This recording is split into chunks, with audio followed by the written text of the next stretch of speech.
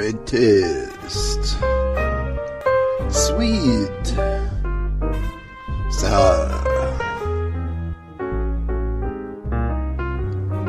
So good to taste. Welcome to Great Taste on KRUU 100.1 FM, the solar-powered voice of Fairfield, Iowa. I'm Steve Boss. You are. I am so glad because, you know, sometimes my memory just doesn't work as well as it would. And you've only been the co-host of the show for... At one point, I think I was your wife, and then I wasn't, and it just it gets kind of confusing. I know. It does get really confusing. And my wife thinks that's confusing also. I bet. So Kathy, I'm glad you're here. I'm going to be really sad, though. Is this your last show? Yeah. Oh. You are just... I'll be back, though, at some point in about 5 months or so. I mean... I'm a snowbird. How many people would like to boo because Kathy goes to Florida for the winter? Because that's just like, boo. I'm a wimp. What can I tell you? I'm proud of it. But you know what we're going to do? You know, because I talked to you about it already. Because we have FMC here, we're going to, and Caleb Flynn, who is fantastic at engineering everything, we're going to put Kathy on in her own kitchen down in Florida some weeks and do Skype video with her, and she's going to be cooking. Agree to that? Yes, she did. Yes, you did. Okay. It's you better get that checked out. Your memory. That's something you better see. Ken Malloy is here with us. Ken, welcome to Great Taste. We're so happy to have you. We're at Hy-Vee. We're live here. Thanks. And we're very excited because this show is going to all be about wine and food and the pairing thereof. Yeah. So you have been extremely busy before the show. We are enjoying an Italian Prosecco right now. Yes. The pre-show. Because that's really good to open up your taste buds, right? It does. The bubble gets the taste buds kind of teased and awake and just ready for food and whatever else. It's really fun, and there's a restaurant that I love probably more than any other restaurant in this country, and Kathy's been there with me and Rachel and numerous other people. Vetri in Philadelphia, and Mark Vetri, that's one of the signature things of Vetri, is that when you sit down at the table, they serve you a glass of Prosecco, and it's a really good Prosecco too. It's definitely wonderful to experience. So something to get the taste buds moving. Well, all the wines we're going to be drinking and serving tonight are wines that you can buy here at Hy-Vee, and they're all very reasonably priced. The Riondo gets Wine Spectator points every year, and their price points around $13-14, I think. So compared to French Champagne, which is non-vintage French Champagne, probably starts at $35 and goes up from there. So it's nice. It's just a nice. I really love it in the summertime, drinking Prosecco. It's just so refreshing. It's not heavy alcohol, not a lot of acidity, just light and enjoyable, and it's great. And you can fool your friends because you can tell them that, hey, how would you like a glass of champagne? That's right. And it looks like champagne, kind of feels like champagne. It's not made like champagne, though, as you know. No, not made like champagne. But it's really a great way to start a meal. Michael McKay is also with us. Michael is here. I guess we'll say that you're doing the assistant, the sous chef honors. I am the sous chef. And I understand that there's not really any substantive backstory. It's simply that Ken invites you when what happens? He finds people that are willing to work for food. He finds people who are willing to work for food. Oh, work for food. You know, I'm always willing to work for food. So I mean that's not a problem. I absolutely love food. So that's something that occurs all the time. As long as it's good food, I'll work for yes, good food. You're right. You're right. I definitely would do it. Also, we have with us Penny Morgan from Cedar Valley Winery, and we're going to be speaking with Penny in a very short period of time because one of her wines is going to be paired with our first appetizer, right, Ken? Actually, it is. How many wines altogether, Penny? Is it 8 wines altogether? And the one we're featuring is actually one of my favorites. It's a varietal. I let Penny talk about it, but it's called Saval, and that is actually a grape, and it's similar to like a Sauvignon Blanc, but I just absolutely love this wine. I can't get enough of this wine, and they make it just 20 miles away from here. Actually, I'm going to do the truth confession thing right now, which is not being a snob or anything, but I've never had a very high opinion of Iowa wines in general. been to it, several tastings. We did a tasting once of numerous Iowa wines, and we did it with some people who, they have some interest in wine and have some knowledge of wine. And the thing that I've heard is that this particular wine of yours is an absolute beauty. Everybody loves it, and including people. I have a friend from Paris who loves good wine, and she loves your wine. So it's pretty exciting, actually, that this is actually being produced in Iowa, really close to us. Like, it's about 7 miles away, I think. 7 miles west of town.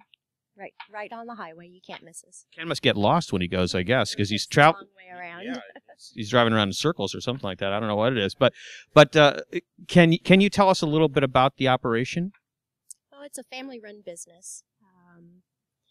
It sits on a little over 7 acres. I guess we have a little over 7 acres of vines. We've been growing grapes for about 10 years now. Started our own bottling in 2008, and we've just grown progressively from there, a little bit every year. The father of the whole tribe, David Miller, is the one that kind of got the ball rolling, and the youngest son in the family, Seth Miller, is our vintner, and he's the one that we have to thank for all of the wonderful wines that we have to sell. We're going to go a little closer so that everybody can hear you. Okay, so that's quite all right. So how many different wines do you have? Currently, we have 8 different types of wine. We have 7 different varieties of grapes that we grow on the farm. And are all the wines then, do the grapes that you grow here in Iowa all go into your wines, or do you also use wines from other locations? Grapes, I'm sorry, from other locations.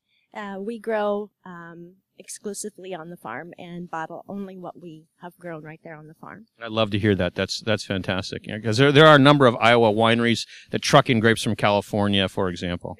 Very true, and that's not to minimize what they do. They do wonderful wines as well, but ours are what we call 100% vine to wine. They're also known as an estate wine, and we're very proud of that. 100% vine to wine in Iowa. I don't know. It still doesn't ring right. I don't know. What do you think about that, Ken? I'm very impressed with the quality of the wine, because the vines are only 6-7 years old. And they were actually winning awards outside of Iowa, after the first 4 years? I believe 2009 was our first year. So that's terrific. I mean, really, really, really terrific. And I think it's exciting. Now, did Iowa have a history of grapes being grown for wine before the last 10 years or so? We did, back before Prohibition, is my understanding. Iowa farmers grew a lot of fruit trees, and a lot of grapes. And a lot of the grapes were used for wine. And then Prohibition came along, and Iowa farmers had to find another way to support their families. Yeah, so that's fascinating, actually. Michael, I just noticed that your wife left. I don't know if that means anything special, that she didn't stick around for what you're doing, but I wanted to let you know in case you didn't notice that she walked out. So... You think that's okay? I think it's okay. Yeah, I think it would be all right. All right, so why don't you tell us a little bit about what you're doing, Ken, so that we can get a little picture. Give us an overall view of what we're going to be doing during the show.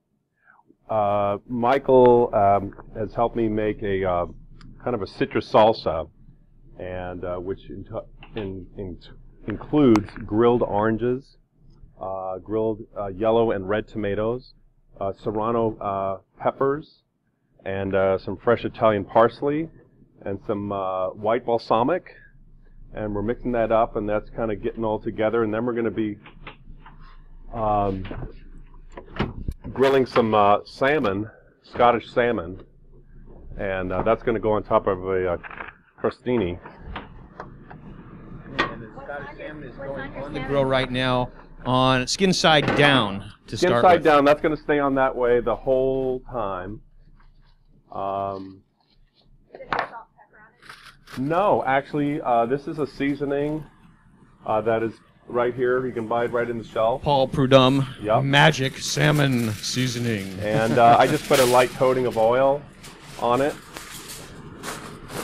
and just let it get nice and. And you're covering it with with foil, I see. Normally, how we doing? Normally, I do everything on the grill. I don't cook seafood inside because I just don't like the seafood smell in the house. So I do everything out on the grill 12 months out of the year, you know. So, so yeah, just so it kind of keeps the heat together. So you're going to keep the heat in by covering it with the foil. Mm-hmm. And about how long are you going to put it on the grill? And also, I've never cooked on this particular, right. So that's what I was going to ask you. Also, was what type of heat are we looking for with this piece? What would you say the thickness of that piece of salmon is? Well, it varies. It's yeah. So at its thickest point, it's about an inch, I think, right. Maybe a little bit more. Least, yeah. Yeah. But you know, the farm raised or the this is a Scottish salmon. Also bought it here at Hy-Vee as well. And then what we have is some wonton wrappers, which you also buy here.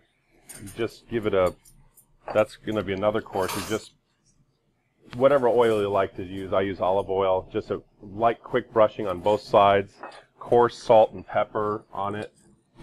We're filling it with Neufchâtel cheese. Then we put some imitation crab, a bunch of Gruyere cheese, which you also got here. That gets nice and creamy and yummy.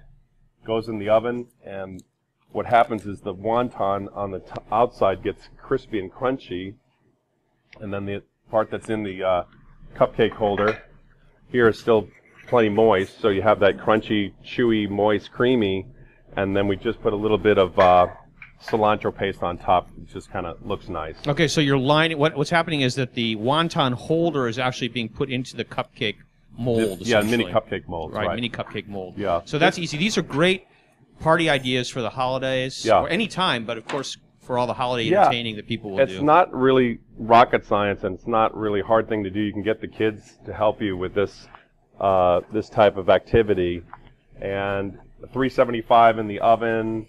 And again, depending on how the oven is, that should take somewhere around 10-15 minutes. So we'll see how that all goes. Okay, so that's dish number 2. We had the salmon first with is it on the garlic toast? Is that what it is? Right. Right. Exactly. Okay. With the salsa. Right. All right. Yeah. And what your suggestions for people who are grilling salmon in terms of heat? Well, I pretty much do it on the highest heat. Anything I do is pretty much, I want to do high because that's a constant that I know how to measure with. So if I'm, yeah, Mike, please go ahead and have Mike jump in here on that question. Well, there's a foolproof way to do salmon on a grill. Yeah, what you do is, so what you do is you actually make it into a packet. You wrap it all the way around twice. And put some veggies, maybe some tomato in it, maybe some lemon, some dill. Are we wrapping it in foil? In foil, yes. And then you put it on the grill, 10 minutes, turn it over once, you'll hear it puff, you'll see it puff up, you'll hear it kind of sizzle, and it's done. It's always perfect. Is it going to be nice and rare inside? Moist? It'll be moist all the way through. Okay. All right. I'm going to try. Well, I'm going to try it and see if that works, because it sounds delicious. And we definitely, one thing we do not want is dry salmon. I cannot believe this, but actually, have you ever run into this where people, well, it's the same, people say, how do you want your salmon? And, well done. I'm like, how do you even swallow it? Well done. I mean, I know. I went out with some people just last week, and they sent it back twice because it wasn't done enough. It's amazing. I just can't even, I don't even understand. It's just totally bizarre to me. But anyway. You're missing a whole lot if you're getting your salmon cooked well done. That's all I can say. All right, Ken. So we've got the toast with the salmon. So anybody in our audience want any toast Prosecco? with the salmon. Okay. Anybody want any prosecco? If we're gonna do this, I love. The really sad thing is that the listeners.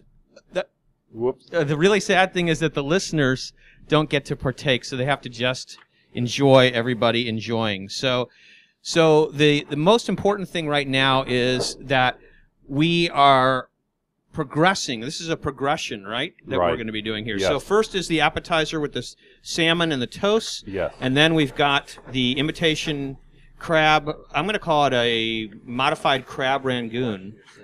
Is that okay? Is that fair enough to say? A modified crab rangoon? Yeah, agreed. Okay, great. Yeah. So that's good. And there'll be a vegetarian version for those people who would like that. Good. And then what happens after that? As far as course-wise, Actually, let's go back 1 second. Where's the salsa again being served? the salsa is going to go on top of the garlic toast, and then we're going to put the grilled salmon on top of that. Okay, and in the salsa Sounds again, great. what are the ingredients? One more time. We have grilled oranges. Mm.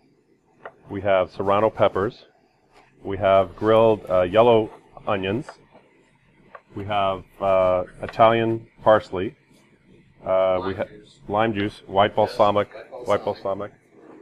Is that everything? And then a little salt and pepper. And, of course, this is the kind of thing that you can adjust to your own taste. How much you're going to put in, how much onion you're going to put in, how much orange you're going to... You didn't say orange. How much how much vinegar, how much lime juice, all those types of things you can adjust to your own taste. But I think one of the key ingredients to this salsa is the fact that you grilled some of the vegetables that are in there ahead to enhance the flavors, bump them up another level. That's great. Okay. So, what's next after that? After that, we're going to have some beef tenderloin sliders. And that's with caramelized onions, some crumbled blue cheese, maybe do a little horseradish on that as well, on a snowflake roll. And that's with the Eruption red wine, which is a red blend that Eric Porter here at the Hy-Vee wine store suggested. So he says we can't miss, and it's really a great value wine. It's about $11. Okay, all right. This is going to be pretty exciting. Hopefully, everybody has their own designated drivers with them because KRUU is not responsible for anything that happens, or Hy-Vee, right? Is not responsible, or FMC, or whoever else we have here. By the way, Tom Allen is here. Tom, say hi to everybody with your instrument. Hey, good afternoon, good evening, everybody. What do you got to sing for us? You're gonna let me get started. Oh, Tom, please. I got a little nicer one for later on. That's great. All right. Well, we'll come back to you later. Thanks for being here with your guitar, because I absolutely love how it enhances everything. Kathy's, meanwhile, is making up some of the crab rangoons, and we're going to have all kinds of different things for people to try, and including versions that you can, if you're, I don't know, if you're vegan, it's going to be tough, but if you're vegetarian, you can easily turn this into a vegetarian option, which they're going to do. And I'm not sure you can turn the beef tenderloin into a vegetarian option, though. That'll be if you can do that, Ken, that'll be a real trick, I must tell you. You know, you can do it. We'll see what happens. Anyway, so a couple of things. Hopefully everybody had a great Thanksgiving. How was your Thanksgiving? Work out really well, nicely? I'm asking everybody in the studio audience. You can yell, or you can, okay, thumbs up, great, okay. So that's good. It's tough on the radio when you have an audience like this. Anyway, we had a terrific Thanksgiving, and Kathy DuBois made a wonderful dish. Everybody made a wonderful dish. And I think that the one thing I took away from this Thanksgiving was that it's really fun when people come together, and then when they bring food that they've spent a lot of time working on, and the dishes are just wonderful, it just makes just a great difference. And I just think that eating is always such a special experience when you're eating with people. And that kind of brings me back, Ken, to something that I really feel about wine in general, and that is so many people, for example, they go on a trip. They go to France, they go to Italy, or they go somewhere else, and they have a bottle of wine, and they drink this wine, and then it was so wonderful. They write down the name of it. They come back, and they get the wine, and they open it up, and they try it, and they go, oh, I don't remember it tasting like that. I mean, that's okay, but it wasn't anywhere near the same experience. And I was talking to Dennis Lopp, the catering manager here at Hy-Vee, before the show, and I was saying that I think a lot of wine culture, in my opinion, has to do with romance. And romancing the subject, romance in terms of the location, all those types of things, they lift the experience of drinking that wine to a completely different level, that when you take it out of the place you were at, for example, changes it completely. I agree. That's very true. It's a very, very common experience. It certainly happened for me. I mean, you'll remember like, oh, I remember I had this wine, and you'll describe the entire meal, what the appetizer was, the everything about it. And it's very true. It's that way with a lot of other things too, but wine is one of those things where just like, or even seeing a movie, that remember you saw it with, your best buddy or your mom or dad or your girlfriend or whatever it was, and you're just like, oh, that's the greatest movie, and then you sit down and watch it and just like, maybe it's not so great. But I think it is really interesting, and for me, the entire experience of drinking wine is really something that I feel is enhanced by knowledge of the producer, knowledge of what types of foods we're supposed to go with. I love the fact that there's a big flame coming out of the grill right now. That's that's great, and everyone who's listening is really in good shape because they're not going to have to watch their eyes tear up and with all the smokes rising in here. So that's perfect. Anyway, it's a really interesting thing about wine. Has anybody had that experience, by the way, where they've gone somewhere and had a bottle of wine? It's been a really amazing, romantic place, and then they've come back and gotten the wine, and it was like, yeah, this is okay, but sure doesn't mean the same thing as it did before. Anybody had that, want to share anything? Had an experience like that? Or has anyone had a particular travel experience where they visited a winery or they went to a particular restaurant and had a tremendous bottle of wine that it stuck with them? Nobody. Well, then hopefully this evening you're going to really enjoy some terrific pairings, because it's really important for us to give you that experience. Bob, would you like to come up here? That would be terrific, because I really appreciate that you want to share something with everybody. Well, I have a related experience, and that's it's like I often drink a little wine at home, and How much is a little? 2 ounces, 3 ounces. Okay, just checking. And it always it creates a great mood for me when I have a meal that I eat, and then I have the wine, and it slows things down. Slows things down. Okay. I could use Kath. We discussed your problem last week, so I don't think we need to go into that again, right? Where we were discussing how it's really. I don't think we need to call it a problem. Well, it's true. Actually, it's entertainment. Since Kathy always is very funny for a few minutes after she starts and then it's time to go to bed. Right, and then it's time to go to bed. So that takes care of that. So, Michael, what about you? Do you have any experiences that you'd like to share with us as far as did you have any kind of an awakening experience when it came to wine? No. You just always loved it. No, I grew up in a non-wine culture. I grew up in Detroit, and I remember I went back to visit my family in Detroit, and I went to a restaurant there, and I asked to see the wine list, and the owner came out to see who would want to see a wine list in Detroit. And so, what do they drink in Detroit? Beer and whiskey, yeah, typically, And so, it wasn't until I moved to California, and then later to Austin, Texas, that I got into wine. It's interesting because my father never drank wine either, and he moved to California. He always drank beer, or whatever he called beer, because it was just that kind of stuff that has a lot of water in it. But when he moved to California, he started drinking wine. Trader Joe's was my downfall. I mean, because you could get a really good bottle of wine in the 70s for $1, and it was amazing. You can buy a whole case for like $15 and take it home. Well, it's an interesting thing because California has different, depending upon the years, they have tremendous production in terms of quantities of wines. And I actually did business with a company called 99-cent only stores. And 99-cent only stores, they would from time to time be able to actually buy some amazing quantities, literally truckloads of California wine, and have them for 99 cents. And in addition to that, because everybody's kind of thinking, could they possibly be any good? Well, the New York Times actually did an article about some of the wines that they bought and was talking about how amazing some of them were for 99 cents. There are some really excellent wines out for $10, $12. And the former wine manager, or actually store manager for Drugtown that was owned by Hy-Vee over on 6th Street, Tom Toohill. Ken and I turned him on to a wine called Marietta years ago, and I ran into Tom recently. Hi, Tom, if you're listening. And he asked me if I'm still high on Marietta wines, and I am. they're wonderful. They're like $10. Excellent. It's really fun, isn't it, to discover something it's a great deal. Mm-hmm. Absolutely. Well, everybody works hard for their money, and if you're going to enjoy wine, you should enjoy it at a price that you can afford. You don't have to spend a lot of money for really good wine. Well, nobody's spending anything for really good wine on Great Taste, so that's fantastic. By the way, you're listening to Great Taste on KRUU 100.1 FM, the solar-powered voice of Fairfield, Iowa. I'm Steve Boss. Kathy DuBois is here. Ken Malloy is with us, cooking up a storm. Michael McKay, also Penny Morgan from Cedar Valley Winery. And we want to thank Tom Allen for providing the music.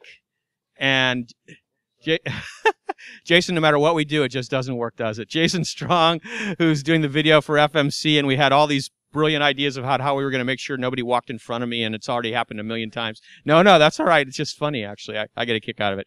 Caleb Flynn is engineering for KRUU, and we thank Hy-Vee for providing this, but we're going to have to get them a better exhaust system, quite obviously. And hopefully we're all going to we'll air our closeout, actually, when we get home later on this evening. All right, so I want to mention that we have a couple of giveaways. Really excited. Ken, what did you bring? I brought a really fun book, and I brought a bottle of wine. The bottle of wine is a Russian River Pinot Noir, which is not easily found. It's not top shelf, but it's something that's very food friendly. And so that's it right there. And then this is a really fun book. We were talking about this before the show started.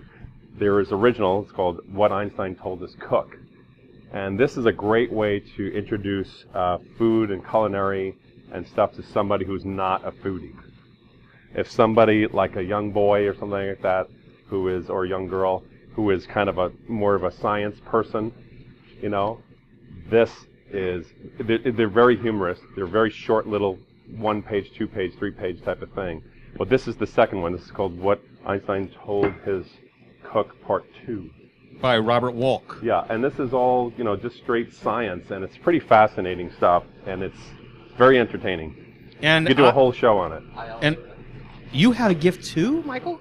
My goodness gracious. That's pretty wild. Huh? It's because you're leaving. Right, okay. Very interesting. Right. A bottle of that Marietta old vine, and if Tom Toohill can get down here really quickly, maybe he can have some. That's terrific. And one more. I don't know we're not going to have anything for the rest of the shows for the next year or something like that because of everything. But anyway, the Ultimate Appetizers, because we're doing appetizers. Better Homes and Gardens Ultimate Appetizers. So how we're going to get this worked out, I don't know yet. We'll think about it, and we'll see how we're going to make those giveaways happen. Next week on Great Taste, we have author Robin Schulman. Eat the City is her book, a tale of the fishers, farmers, butchers, farmers, fishers, foragers, sorry about that, butchers, farmers, poultry minders, sugar refiners, cane cutters, beekeepers, winemakers, and brewers who built New York. So I think it's going to be it's a very highly... How's everybody doing with the smoke, okay? It's a very well-reviewed book, and Robin will be on Great Taste through Skype video, and also with us will be Luke Taylor. Luke is a local chef. He's a graduate of the Culinary Institute of America. He's right now in the MUM Sustainable Living Program, and he's going to be doing 3 soups with us next Wednesday, and so that is going to be another delicious soup for the winter is absolutely perfect.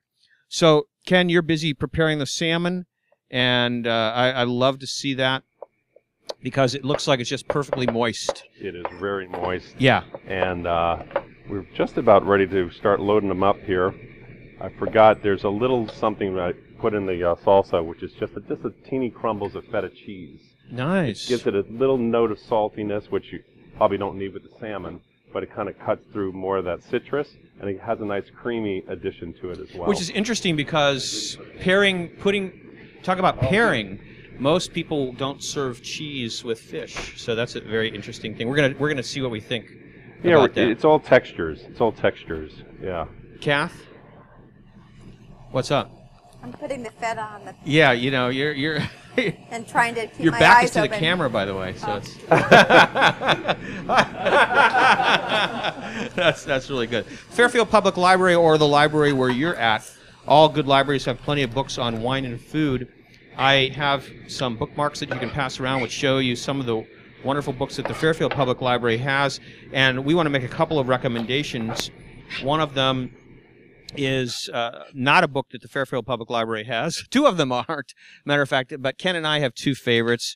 One is What to Drink with What You Eat by Andrew Dornenberg and Karen Page. And Ken? Perfect Pairings by Evan Goldstein. Goldstein. And actually his wife, I believe, is Sarah, and she does all the cooking and photography for the book. I don't have that with me, but it is one of the quintessential wine pairing books that I would recommend. And his mother, Joyce Goldstein, is a great chef, and one of our audience members used to love to go to her restaurant in San Francisco Square One, and I actually have a couple of her books and love them. So comes from a very, very good family. So wherever I seem to go, they're following me, Jason. I don't know what to say about it, but so now what wine are we going to pair? This is going to be our first wine pairing. How about telling us a little bit about the wine again that we're going to pair with the salmon dish, and then maybe just a little bit of insight into how to discover good wine pairings on your own. That is, I leave that to the experts as far as the wine pairings, but lighter wines with lighter dishes, heavier wines with heavier dishes, I guess would be kind of the beginning level. The Sauvignon Blanc, which is, I think the first one I ever had was a, good. They're discussing whether or not the stuffed wontons are really finished or not. So meantime, we'll have our own discussion because we know we like to, we don't want to be left out. So the Sauvignon Blanc, the first Sauvignon Blanc I ever had was actually a French Sancerre, and that was really just an eye opener as far as what, the minerality of the soil, the freshness, the crispness of the fruit, and then just this kind of the weight, how it just kind of coats your mouth, and then putting that with, light dishes, fish dishes, cheese, whatever it is, that was really kind of what I was going for. And the Seyval from Cedar Valley Winery is really just, I think it hits it out of the park. It'll be really interesting to try that. How many people, by the way, who are here really consider themselves wine drinkers? I'm interested just so that we can see. Okay. Okay. Quite a few. Interesting.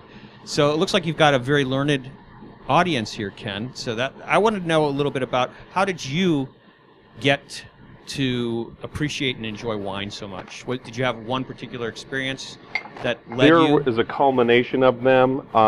I, like Michael and probably most of us in this room, we grew up, not a wine family at all. I mean, if there ever was wine, it was around the holidays, and it came out of a jug or a box.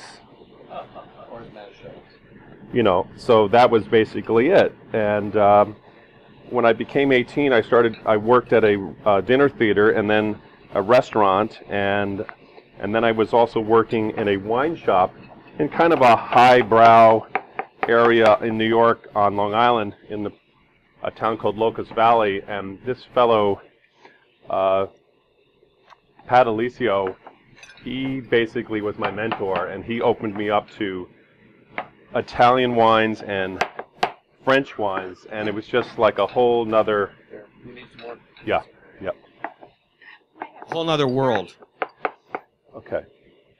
All right, we should So start it was a whole serving. other world that opened up to you then. It really was, and it really kind of made sense to me. It just like everything made sense to me. And then I discovered a wine reviewer, Robert Parker, and he does a monthly thing. He's been doing it since the mid-'70s. He's pretty much one of the greatest wine reviewers. I mean, if he gives you a good mark, your wine is anointed. You're going to make a lot of money and sell a lot of wine. he came up with a 100-point system. He's the one who invented that. He's out of Baltimore. And his wine thing, there's no advertising like the Wine Spectator. They kind of pander, in my opinion, to their clients. Wine Spectator is a monthly magazine. Monthly magazine, which is a great magazine, and there's great articles and, you know, things about food and wine and travel and stuff like that. But their reviews kind of pander to their advertisers, whereas we should go ahead and serve food and it'd be better if you handed out. That would be terrific. All right, let's do that. So Parker, what you're saying is he's objective in his subjectivity. So that's also very interesting, because obviously the whole idea of tasting any kind of food, whether you're a wine reviewer, a food reviewer, whatever it is, it's subjective. And something that you may love is something that somebody else may not love quite as much. But I think that one thing we can agree on, whether it's food or whether it's wine, if it's good, you can understand why it's good and enjoy it immensely. And those are things that I think anyone can recognize. Whether they really like it or not, they can always recognize that it's something really delicious and wonderful. Jason, how are you doing there, buddy? Are you doing okay? That's great. You know, as people continue to walk back and forth through over the camera. Yes, we can hear you. You're sounding really good. I lost my so mic Ken, there for a moment. do you agree with me that it's something that people can really relate to in terms of if there's a good wine, it may not be your taste, but it's something that you can learn to appreciate, whether you end up wanting to drink it or not. Just like a good piece of salmon, a lot of people don't like fish, but really, it's a real. I think it's a skill to learn how to appreciate different foods, different wines, even if it's not something that you're going to partake of. I totally agree. You know, there are certain rules that I have about wine, and that one of the rules is there's no wrong wine for you. It's just what you like. Some people just like white wine. Some people just like sweet wine. Some people just like red wines and stuff like that, and that's fine. The only thing I would say is just try something. You know, try and get out of your comfort zone a little bit, and really, this is a beer culture. You know, America always will be. I don't think it'll ever be a wine culture. You know, but right now is probably the best time to be a wine drinker, because now more than 25 years ago, there's so much more wines on the market now. They're much more price. You know, there's more quality at a lower price point than there ever has been. And there's probably more wine drinkers in America now than there ever has been as well. So, if somebody wants to learn more about wine, what would your suggestions be? Frankly, I would. Yes, drinking it, Michael. Very good. I would grab probably a couple of bottles a week. Go to Hy-Vee here, or wherever you might have. Yeah, wherever if you have a Trader Joe's, they're still yeah, they have a lot of wine and in their department. Tell them what you like, or tell them what you're going to cook, or what you're planning. And they'll kind of steer you that way. You don't have to spend a lot of money. Then just figure, you know, just from there, see what you like, and then kind of grow from there. But that's where I would go. I mean, you can read about it and stuff like that, but really go to the people who are in the know, and then you'll kind of see, I don't agree with that. Oh, yeah, that's really good. I like that. Let's have more of that kind of wine, you know. And then there's always another price point that's even higher. That's more of what you like, but you have to pay more for it. Right, right. So it's a progressive thing. It can be something that could be draining, I think, if you get really excited about it in terms of your pocketbook. But another thing, and you mentioned this, you happened to get in touch with somebody who was a restaurateur who introduced you to wines, and I had the same experience, because I think that it's amazing to me when you actually have somebody who knows and really understands the intricacies of taste and how to pair that with food. Because the experience itself is not something that you, for me anyway, it's not something that I could have gotten on my own. I don't have the type of mind that actually works in a way to understand, oh, if you eat this with this particular wine because of these qualities, you're going to have a fantastic experience. So if you can find somebody who really understands the elements that are necessary to pair food and wine together, I think you're going to find that your world really can be rocked, because that's what happened to me. And for me, it was a friend of mine, Jeff Benjamin, if you read the blog post, who owns 4 restaurants along with his partner, Mark Vetri, in Philadelphia. And Jeff introduced me to many different wines over a number of years. And the experience was just extraordinary, because he knew exactly. He'd bring me a portion of food and he'd bring me a taste of wine and say, okay, try this with that. And it's just something that is amazing and so interesting and exciting, actually, when you get involved in that particular experience, because it's so much more fun. Because, I mean, I think all of us have probably had the experience of going to a restaurant and having some wine with our meal, and it's, you know, it's fine and whatever. You know, it's kind of like that. It's like, okay. But when you have the experience of actually the perfect wine with the right food, it brings a totally different dimension out that has a lot of fascinating things that occur with it. Kath, what? Oh, thank you, Ken. I haven't. Why don't you have the one without my bite in it? Have the one without your bite. Oh, that's really nice that you were going to do that. So, what about you, Kath? What have you had any interesting experiences as far as wine is concerned, other than going to sleep?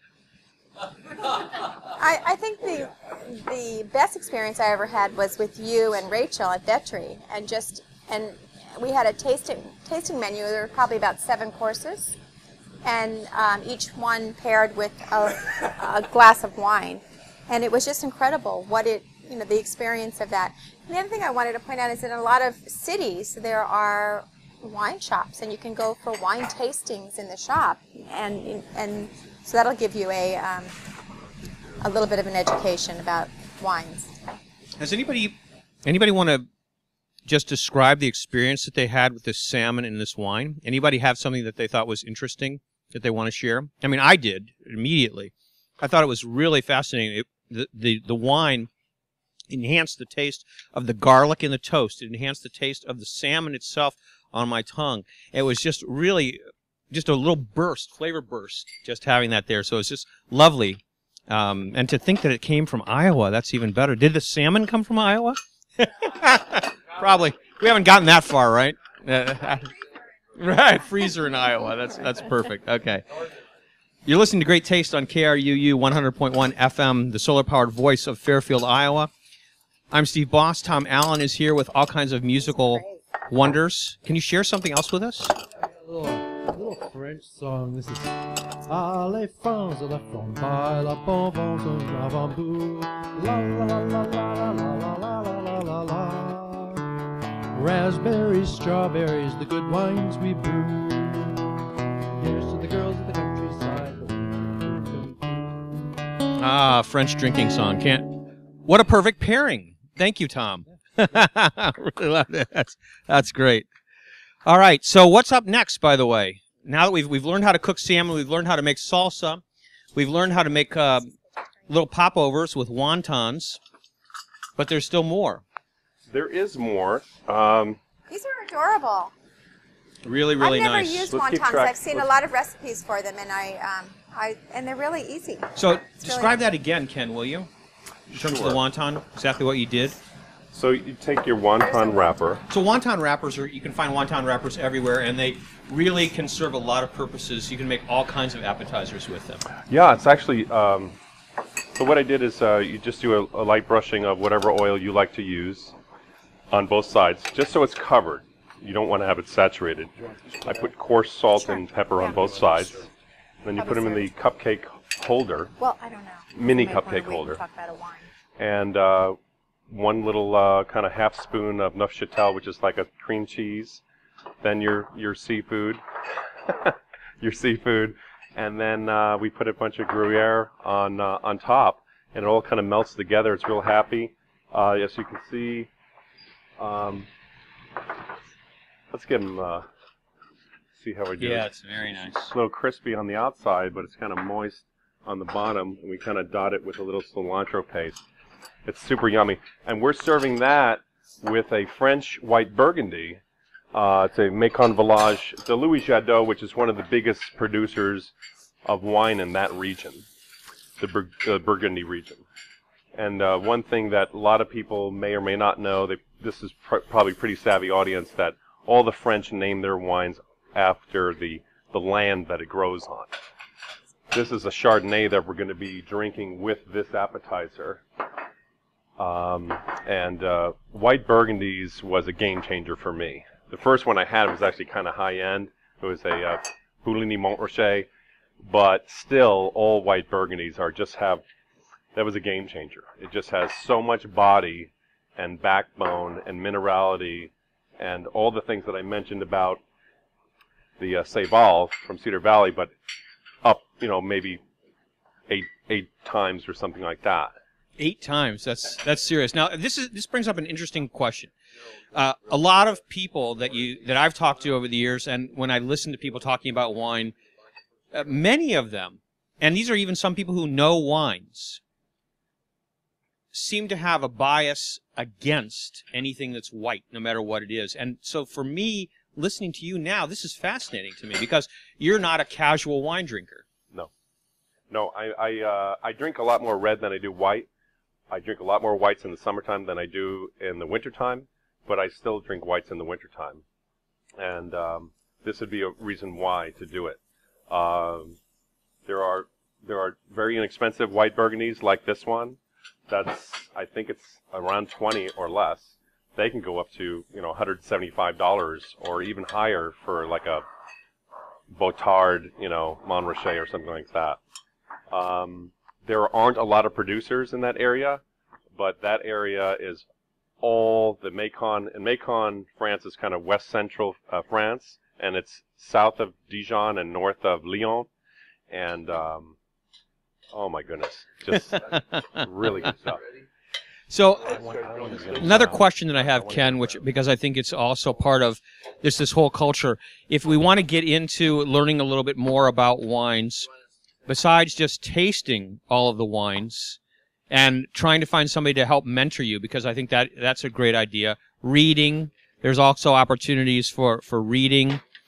And I think that another way to go about doing it is also to really explore one type of wine for a while just to get a real insight into it. I totally agree with that. That is, in fact, Michael and I studied Pinot Noir for about 4 years.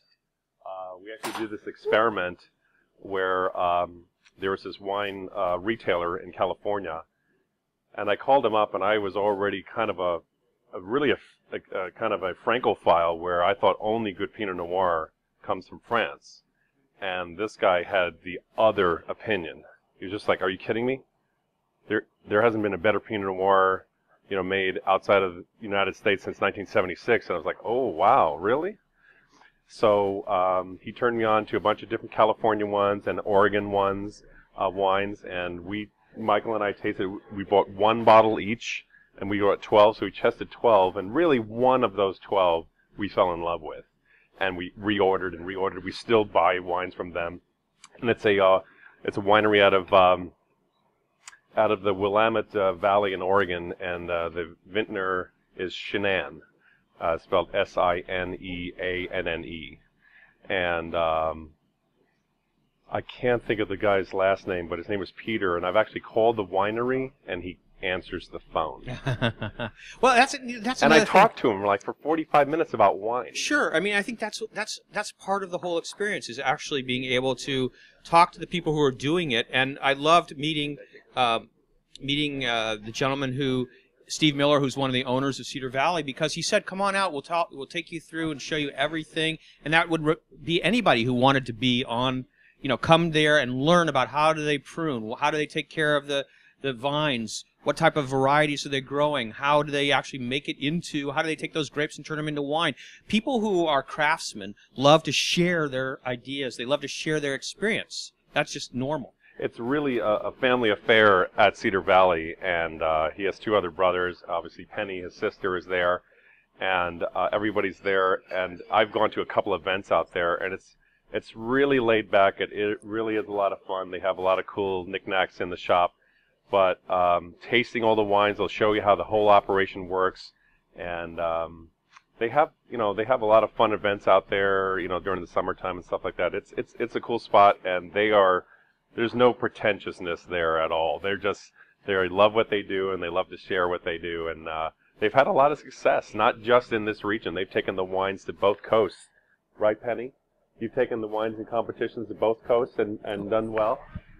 Or Texas and Finger Lakes, Okay. New York. Right. What other areas, matter of fact, what other areas of the country are producing some great wines? I mean, she just mentioned one, the Finger Lakes in New York. My wife is from that area, and I had no idea how many wineries there are. There's the Five Finger Lakes, obviously, and they just line both coasts of those. I only know Cayuga Lake and another one, and we did some wines, and they excel in the German style wines. It's that climate, the soil there or something, but their Rieslings are some of the best made in this country from the Finger Lakes of New York. They're really nice. And the other wine that you mentioned earlier was Sancerre. That was a wine that you said started to change the way you actually felt about it. And Sancerre is another very, very interesting wine that is really approachable, I think, for most people. Oh yeah, it's light, but there's like an acidity that's very sneaky about it. There's actually, not many people would agree, but there's actually a kind of a saline quality to it. There's a saltiness to it that is just like, why would I want to drink a salty wine? But it's very pleasant. It's just kind of like a hint underneath. And also some of the Sancerres even have like even just a hint of vanilla in them. And you would think, well, that must be from the wood, but a lot of them are made in stainless. Most of them are probably made in stainless steel. So some of the Sancerres, Chotard is one of the, I can't think of the fellow's first name, but Chotard is one of the Sancerres that I love. And I think you get them from Kermit Lynch importers, and they're not crazy money. You know, they're like $26. And for my money, maybe some of the best white wines you can buy, period. And that says a lot for me. There's a great book that Kermit Lynch wrote, Adventures on the Wine Route. And so that's a great book for anybody who wants to learn more about wines. Kermit Lynch was actually probably the person who began to introduce really fine wines to the United States quite a while ago. True. Traveled all over France. Not the high end, all right. the grower levels, the right. smaller people who are really doing it the old-fashioned way, have been doing it for centuries.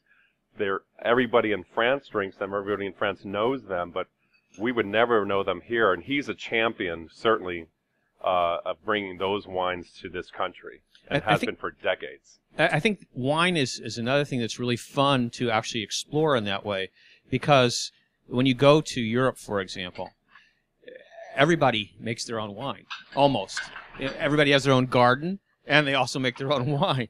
And they have their own chickens or whatever, and it's so much fun to actually experience the culture of being able to be with people who want to share those particular things with you. And I remember one night, this was like one of the most profound emotional experiences I had around any type of alcoholic beverage or any type of beverage at all. I was at a home in outside of Verona, and we had a meal with this family, and at the end of the meal, the wife brought out this bottle of Nocino, which is a digestivo. It's a digestive. It's an amaro, something that is made from nuts. And she said, I want to share this bottle. This bottle was made by my father, who passed away a number of years ago, and it's the last one that we have. And it was just so amazing because when you think about it, here's something that right now is just very emotional even thinking about it. She wanted to share that. This was something that was so important to her and so much a part of her family, and she wanted to share it with guests, which is, to me, just an amazing experience. Some type of hospitality culture that I'm not sure we have exactly the same here in the United States. Maybe it's just because of that we're still so young. We do have it. I mean, we are very hospitable. People talk about being in the South, for example, and how everybody's very hospitable there. And I've found people that are open their homes to us, to you, no matter where you are in this country. But there's so much more tradition, I think, and so much more hands-on craftsmanship that is a part of other cultures. And if you get to visit them and experience them, it's a wonderful thing that enriches your life tremendously. I think that the enthusiasm that you get then from people who you meet really spreads into everything that you then want to become involved in afterwards. The more you know about it, and then all of a sudden you're sitting there on the person's property, you get to meet the people who make it, you're sitting there, you're drinking it, you're eating the fruit of the region. It goes back to that experience that you talked about earlier, just like, this was the greatest bottle of wine I ever had. Well, you can't buy it in the States. It probably cost about $6, and yet it was that romance, it was that experience, and it was all the connection of all that, and that's great. That's great. You're listening to Great Taste on KRUU 100.1 FM, the solar-powered voice of Fairfield, Iowa. I'm Steve Boss. Kathy DuBois is here, and we have been talking about wine and food. Next week, again, Robin Schulman, author of Eat the City, will be our guest on Skype video, and in here at Hy-Vee in the Hy-Vee kitchen, Luke Taylor, graduate of the Culinary Institute of America and locally now learning about sustainable living here in Iowa and Fairfield, will make about 3 different soups for us, I think, winter soups for us to enjoy. So that's going to be fun and delicious. And we invite you to join in then for 60 minutes of the best tasting radio you'll ever experience. One of the things that, is there anybody who needed vegetarian versions? Did everybody get vegetarian versions of that last one? Yes? Yes. Okay, excellent.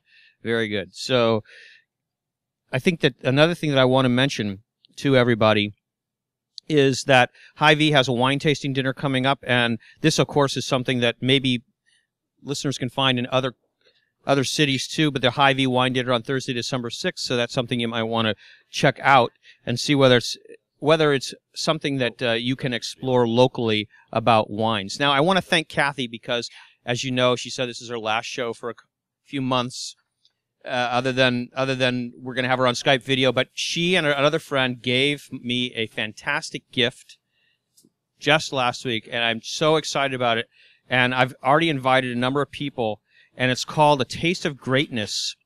And all these chefs are going to come to my house. I just can't even believe this because you guys are so generous. It only cost $250,000, and I just was blown away. Thank you. Thank you. It was in the Neiman Marcus Christmas catalog, and it's Thomas Keller, and who else? There's 3 or 4 chefs. Well, let's see. Besides Thomas Keller, Danielle Boulud, Jerome Bocuse, and Richard Rosendale. Okay, so you can invite 9 of your friends. Yes, and I've already done that. And they'll come to your house and prepare a meal, and it's only $250,000. I know, and you're amazing. Thank you. You're welcome. Thank you so much. Let's give Kathy a hand for doing that. If there's any leftovers, we'll bring them to the show, the next Great Taste. All right, any other final little pointers to get people excited about wine that you want to offer? Really, just going back to just start experimenting. Go with the foods that you love to eat, already, and try and start pairing them. Again, heavier wines with the heavier foods, medium. Pinot Noir is probably the most food-friendly wine I think there is. Oregon has hundreds of them. California has a bunch. There's many from France and Washington State and stuff like that. But that's a great one to start with, and I would go that way. Sounds great, Ken. Thanks, yeah. Ken, Michael, Penny. Thank you all very much. Thank you to all the people who made this happen, and we'll be back next week with Great Taste live at Hy-Vee for 60 minutes of delicious radio. Let's hear it for Steve-O. And would you, Mr. Allen, like to take us out of here?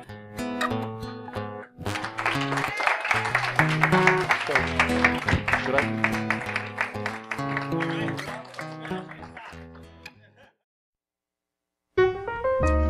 Great taste.